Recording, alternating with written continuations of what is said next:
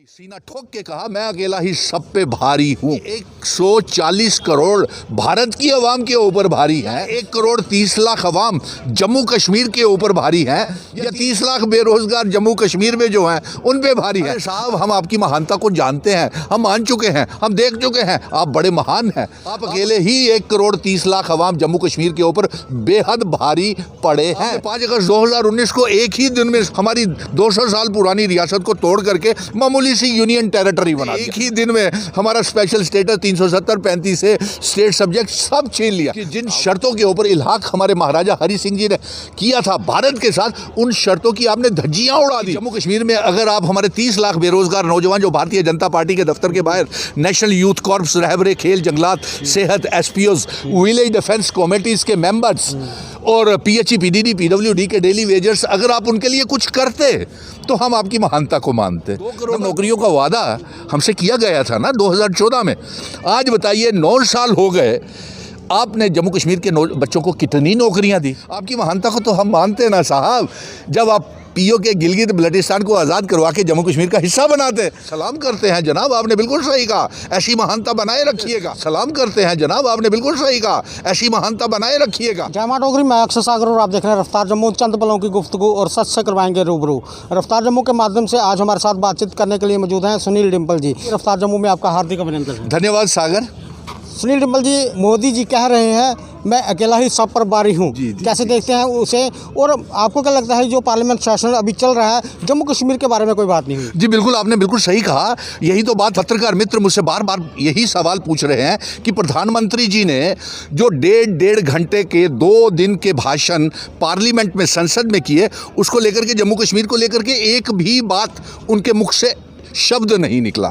और लेकिन उनके मुख से ये उन्होंने ज़रूर कहा कि मैं अकेला ही, सीना ठोक के कहा, मैं अकेला ही सब पे भारी हूँ।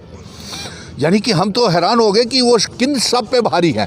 यानी कि 140 करोड़ भारत की अवाम के ऊपर भारी हैं, या 1 करोड़ 30 लाख अवाम जम्मू कश्मीर के ऊपर भारी हैं, या 30 लाख बेरोजगार जम्मू कश्मीर में जो हैं उन पे भारी हैं। अरे साहब, हम आपकी महानता को जानते हैं, हम मान चुके हैं, हम देख चुके हैं, आप बड़े महान हैं। आप अकेले ही 1 करोड़ 30 लाख अवाम जम्मू कश्मीर के ऊपर बेहद भारी पड़े हैं।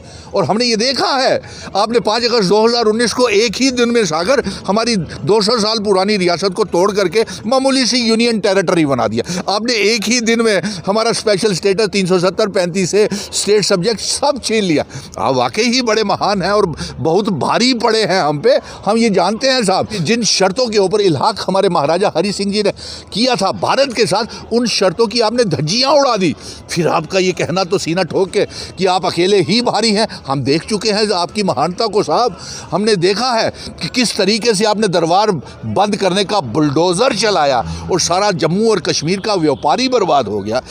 5 अगस्त 2019 को हमारी जम्मू कश्मीर और 200 साल पुरानी रियासत लद्दाख का एक ही दिन में बंटवारा कर दिया। आपकी महानता को सागर हम देखते हैं, मानते हैं साहब। सर, आपकी बात अगर मानकर चलें कि आप मोदी जी के लिए जो भी बोल रहे हैं ठीक बोल रहे हैं, अपने तजुर्बे के हिसाब से बोल रहे हैं।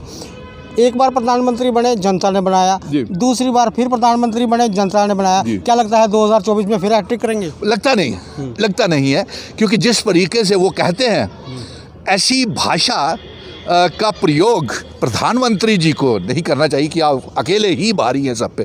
हम भारी देखते तब मानते कि जम्मू कश्मीर में अगर आप हमारे 30 लाख बेरोजगार नौजवान जो भारतीय जनता पार्टी के दफ्तर के बाहर नेशनल यूथ कॉर्प्स, रहबरे खेल, जंगलात, सेहत, एसपीओज, विलेज डिफेंस कमेटीज के मेंबर्स और पीएचई, पीडीडी, पीडब्ल्यूडी के डेली वेजर्स, अगर आप उनके लिए कुछ करते तो हम आपकी महानता को मानते। नंबर 2, आपके पास भारतीय जनता पार्टी के बड़े बड़े नेता गए, एलजी साहब, उसके अमित शाह जी के साहब पास, ठीक है, और उनसे कहा कि जम्मू कश्मीर के मसले हैं, कश्मीरी पंडितों के मसले हैं, लेकिन उन्होंने कहा जाइए वापस यार। एलजी से और चीफ सेक्रेटरी से बात की, यही किया ना सागर, कोई बात सुनी उनकी। और फिर अमित शाह जी खुद भी जम्मू में आए, लोहड़ी काली मनाई गई, हमारे पढ़े लिखे नौजवानों द्वारा, और उन्होंने खुद हिदायत ना चीफ सेक्रेटरी को दी ना उनको लेफ्टिनेंट गवर्नर को दी कि आप इन बच्चों को पक्का करो, इनके लिए जॉब पॉलिसी बनाओ, इनके लिए इनकी तनख्वाहों को बढ़ाओ। और वो 6-6 महीने के बाद बैठे हुए भारतीय जनता पार्टी के आखिर दफ्तर के बाहर थक करके बेचारे अपने अपने घरों को चले गए। यानी कि हम तो आपकी महानता को तब मानते ना कि आप उन बच्चों को रोज़गार ही देते।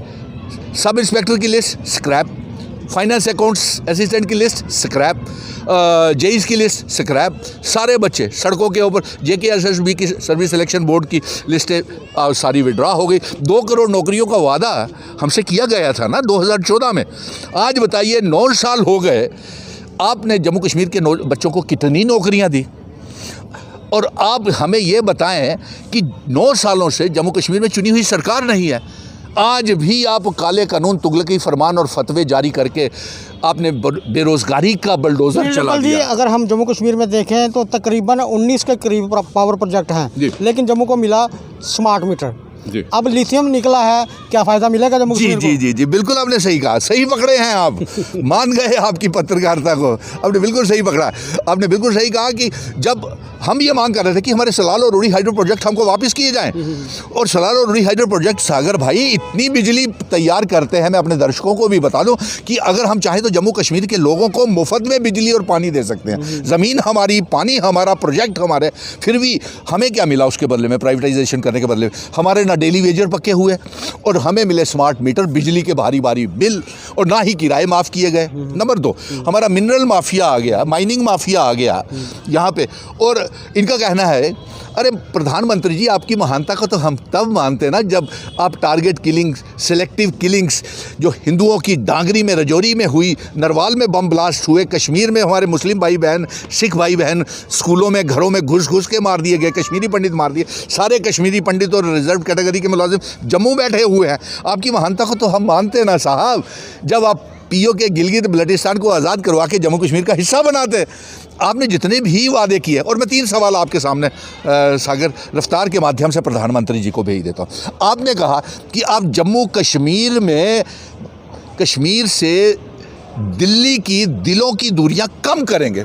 अब हमें बताएं प्रधानमंत्री जी कि आपने जम्मू कश्मीर से दिलों की दूरियां लोगों से कितनी कम की हैं? आज भी हमारे लोग, अवाम, 1 करोड़ 30 लाख अवाम सड़कों के ऊपर है। अदालत ने कहा कि जम्मू कश्मीर में जितनी भी इलीगल इंक्रोचमेंट है हटा दी जाए। क्या लगता है कि कार्रवाई सही हो रही है या दोहरा मापदंड अपनाया जा रहा है? जी, मुझे पहले अपने 3 सवाल पूरे कर दीजिए। एक तो दिल्ली की से दिलों की दूरियां कितनी कम हुई हैं, आपके सवाल का इस सवाल से जवाब आपको मिल जाएगा। मुझे बोलने की आवश्यकता नहीं है क्योंकि हम कानून को मानने वाले लोग हैं। दूसरा सवाल आपको देता हूँ। आपने कहा था कि आप जम्मू कश्मीर के नौजवानों की तरफ दोस्ती का हाथ बढ़ाएंगे। कितना बढ़ाया आपने जम्मू कश्मीर के लोगों की तरफ दोस्ती का हाथ, और कितना आपने बढ़ाया? तीसरा आपका ये कहना था कि बेटी पढ़ाओ और बेटी बचाओ, सारे तो सड़कों के ऊपर हैं, और आपने ये भी कहा था कि सबका साथ, सबका विकास और सबका प्रयास। आप बताइए, आपने हमारे जम्मू कश्मीर में पिछले 9 सालों में कितना विकास किया, कितना सबका प्रयास के साथ आपने सभी को रोज़गार दिए, कारोबार दिए। आपने पहले डिमोनेटाइजेशन की, GST का मार, आज महंगाई की मार। आप महान हैं साहब, हम आपकी महानता को मानते हैं। 400 रुपये का सिलेंडर 1150 रुपये का हो गया। बेरोज़गारी दर जो 20% थी वो 45% हो गई जम्मू कश्मीर में। आपकी महानता को सर हम मानते हैं, सलाम करते हैं जनाब, आपने बिल्कुल सही कहा। ऐसी महानता बनाए रखिएगा हमारे ऊपर। हम तो जम्मू कश्मीर तो खुद देख चुका है आपकी महानता को। आप एक ही दिन में हमारी रियासत तोड़ दी, महाराजा जी की बनाए हुए सारे कानून धज्जियाँ उड़ा दी। तो अब आपसे एक सवाल है कि आप कब PO के गिलगित बल्टिस्तान को आज़ाद करवा के जम्मू कश्मीर का हिस्सा बनाएंगे? दूसरा, आप कब हम यहाँ पे चुनी हुई सरकार हमें बहाल करेंगे? और तीसरा, कब महाराजा हरी सिंह जी की इल्हाक की शर्तों वाली रियासत आप हमको वापस करेंगे? ये आपसे मोदी जी, आपकी महानता के लिए जानने के लिए हम ये सवाल आपसे पूछ रहे हैं। सुनील डिम्बल जी, आप एक अच्छे वक्ता हैं। एक सवाल आपसे पूछना चाहेंगे, राजनीतिक गलियारों में खींच फोटो का क्या महत्व है? खींच फोटो, ये फोटो सेशन होते हैं ना, ये आदत बन गई है, ये खींच फोटो, खिंच फोटो है, खिंच फोटो, ये फोटो सेशन की आदत है। ये नीचे से जो भी आप कवर करके आए हैं, मैं देख रहा था, खिंच फोटो है, ये फोटो सेशन की आदत है। लुक बिजी डू नथिंग, वो जम्मू कश्मीर में चल रहा है, पूरे मुल्क में चल रहा है ये फोटो सेशंस के अलावा। और बड़े बड़े विज्ञापनों में हमने डेवलपमेंट देखी है जम्मू कश्मीर की, बड़े बड़े विज्ञापन, ज़मीन के ऊपर कुछ नहीं, करोड़ों रुपए के विज्ञापन, बच्चों के लिए रोज़गार नहीं, बच्चों के लिए जॉब पॉलिसी नहीं, उनकी तनख्वाहें नहीं बढ़ा रही, मुलाजिमों को तनख्वाहें मिल नहीं रही, बिना सैलरी के हमारे माइग्रेटेड मुलाजिम हैं, खिंच फोटो है। और ये खिंच फोटो के ये बीजेपी वालों ने कमेटियां बना करके इनको गुमराह कर दिया। नेशनल यूथ कॉर्प्स, रहबरे खेल, जंगलात, सेहत, SPO, PHE, PDD, daily wagers, reserve category के मुलाजिमों को, कश्मीरी पंडित मुलाजिमों को फोटो सेशन कर करके खिंच फोटो है। ये आपके सवाल का अच्छा जवाब है। सुनील जी, भारतीय पशु कल्याण बोर्ड जी ने कहा है 14 फरवरी को गऊ हगड़े के रूप में मनाया जाए, कैसे देखते हैं? ये अपना अपना तरीका है, अपना अपना तरीका है। इसमें ये देखिए, right to equality, right to freedom और खुद का इख्तियार है, जो जिस तरीके से मनाना चाहे। कोई पूजा करके मनाना चाहता है तो हम पूजा करके मनाएंगे, कोई दोस्ती की तरह मनाना चाहता है कि हम सागर के साथ, रफ्तार के साथ अच्छी दोस्ती करना चाहता है, मेरा वैलेंटाइन डे है रफ्तार के साथ, अपना अपना तरीका है, अपना अपना नज़रिया है। जय हिंद। मैंने आपके सारे सवालों का जवाब दे दिया है। सुनील जी, बात करने के लिए बहुत बहुत धन्यवाद। धन्यवाद। ये सुनील डिम्पल जी हैं और आपने देखा कि ताबड़तोड़ हमने इनसे सवाल पूछे और बड़े ही बेबाक तरीके से और दाकड़ तरीके से इन्होंने हर एक सवाल का जवाब दिया। और कुछ सवाल इन्होंने प्रधानमंत्री नरेंद्र मोदी जी के आगे रखे हैं, शायद ये सवाल उन तक पहुंच जाएं और हो सकता है कि जम्मू कश्मीर का भला हो जाए। आगे भी देखते रहे रफ्तार जम्मू, जय भारत।